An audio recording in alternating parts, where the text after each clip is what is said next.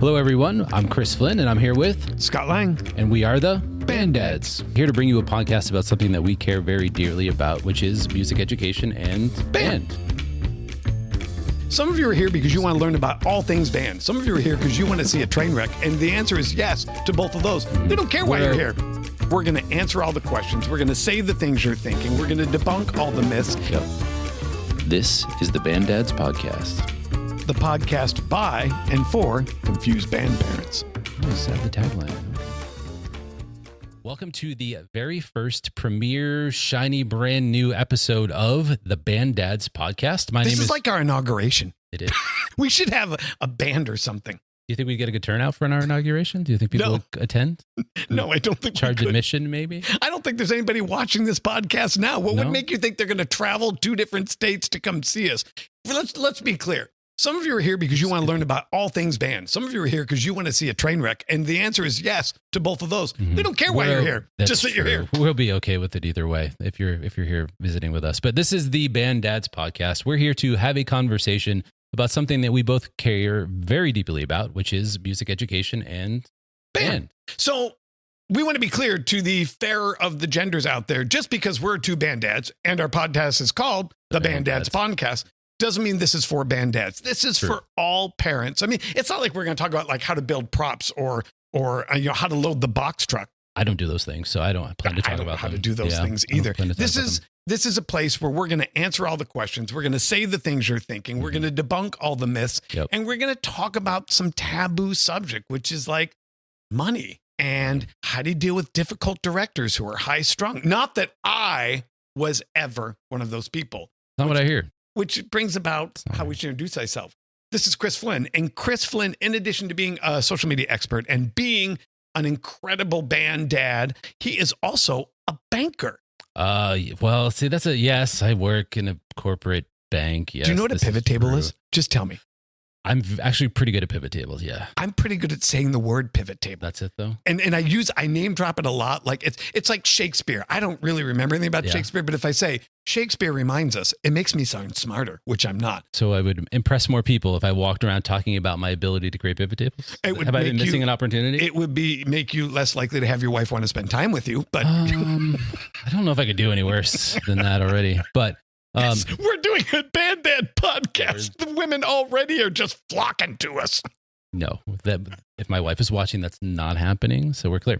I am a data analyst by trade, by profession. So yeah, I work with data. I do you pivot may tables, have the only job that makes band directors sound sexy. You're a data analyst. I'm a data analyst. Yeah. You know what it is too. You know how I got into data analyst was I was a leader for a long time. You know, I got tired of dealing with people. So the best way to do that, be an analyst, because then you just deal with numbers and you just deal with the problems that the numbers create, which generally you can overcome with the right piece of code or the right pivot table for that matter. So I'm a data analyst by trade, but certainly a very prideful band dad who also is very involved in our high school band because I run their media. I'm the media coordinator.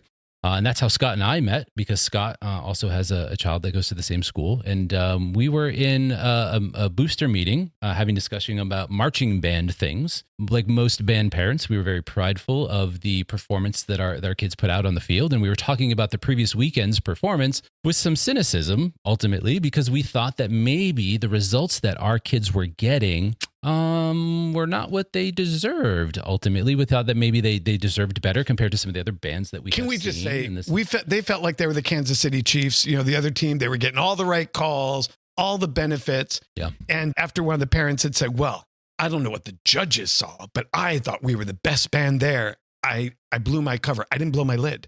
I blew my cover because they didn't know who I was and that I was a band director for 20 years and I still work in music education. And I said, "Oh, really? I had us for 4th in visual and 3rd in music." Which was a bold move considering the tone of the room, by the way. I'm just going to put that out there. Bold or stupid?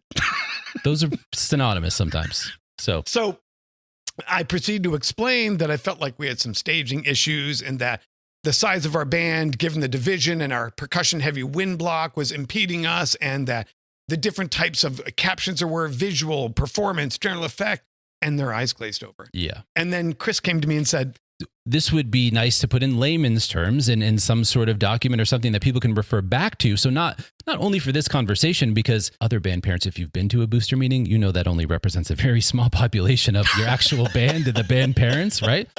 This deserves a broader audience, right? So it was powerful for us in that moment. There's no question, but it's also a message that needed to be spread broader than, again, that group of people in that room that night. So I asked Scott if he would be willing to put together some sort of document or something that we could share, on a larger level, so we could empower the band parents like myself to understand. Just to be clear, the only people that are listening to us is my mother and my golden retriever, who you may meet one of those two. I won't tell you one. I want to break that now, but to say, Scott, do you want to talk about band is like going to a golden retriever treat? Like my ears perked up and I got a big smile. Well, yeah, I want to talk about band. So much so that he found a way to use AI to create a podcast to read back to us part of this document that he created. That's how I interested he was in doing upgraded this. so much from AI to have Chris Flynn. I'm telling you. So I put together about a 7-page document that explained band classifications and judging rubrics and assessments and modeling. And really what the profound moment for me was when a band parent reached out to me and said, I've been a band booster and I've had a kid in band for 8 years and I didn't know any of this. And I thought, impactful. It really was profound for me, because impactful. I take for granted that I see what you see and you see what I see and vice versa. But that's not the case. So that really did stick with me. I thought, well, okay, I did a good deal. I wrote it out and I explained it to everyone. And the goal is not to be erudite or to prove that I know.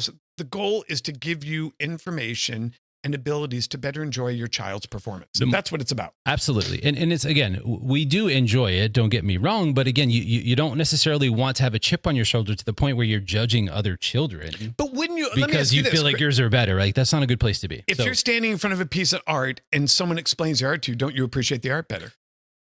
I definitely have a different perspective that I didn't have before. If you're sitting down to a fine meal and the chef explains why he mixed these sauces together, are you more likely to taste those sauces in that food? Yes, absolutely. Well, so if you better explain what this thing called band is, people are going to have a better sense of perspective and understanding. Which a couple of examples, and maybe this is something that you've all experienced as well, but for myself, there was a couple of things that consistently usually used to bother me when I would go to these competitions, which would be, first and foremost, I really felt like the music that we played compared to some of the bands that finished above us was more complex. Like it just sounded more difficult. It sounded like maybe the bands that were finishing ahead of us were playing just simpler music. And I'm like, why would you be rewarded for that? And I guess it's the other way around. What we found out was just the complexity of the music itself is really not a huge factor. It's not about demand, which is what you're asking them to do.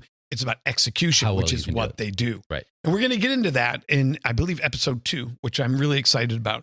But our goal in doing this is to give you the information, the tools, so that you can better appreciate and understand what it is your child is doing. So we're going to answer every question. We're going to debunk every myth. We're going to touch every taboo.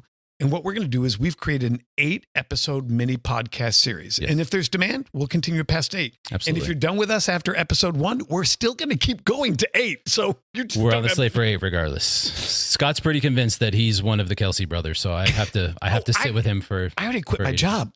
I just assumed we were going to get signed by Spotify. Should I not have done that, Mr. Moneyman? I mean, I can do pivot tables a lot of places. I hope that your skills are transferable to a new employer. For sure. So if you want to be a part of our podcast, if you have a question you want answered, if you want a myth you want to debunked, how would they find us, Chris? Yeah, first and foremost, our home is our website, which is banddadspodcast.com. So certainly check us out there. There's a bunch of different resources, certainly a way to provide feedback as well as find all of the episodes if you're looking for additional episodes and links to where to listen to those things. If you prefer email, which a lot of us do, send us an email, which is feedback@banddadspodcast.com.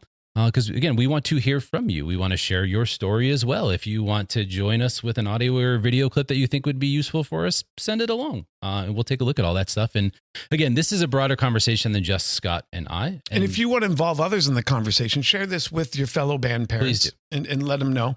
We've committed to dropping 8 episodes. We're going to drop the premiere, which is now, and episode number 1, which is Why Band, which everyone knows is for football. We're going to debunk that myth in episode 1. But until then, we hope you have a great day. He's Chris, I'm Scott, and we're the Band Dads. Thanks for all listening. We appreciate you guys.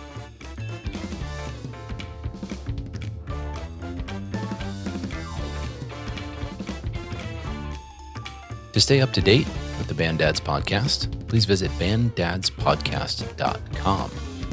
To reach the show, send an email to feedback@banddadspodcast.com. The Band Dads podcast is a 5 Deuce Media production. For more information, visit 5deucemedia.com. That's a numeral 5deucemedia.com. For more information on Scott Lang leadership and solutions for music education, visit scottlang.net.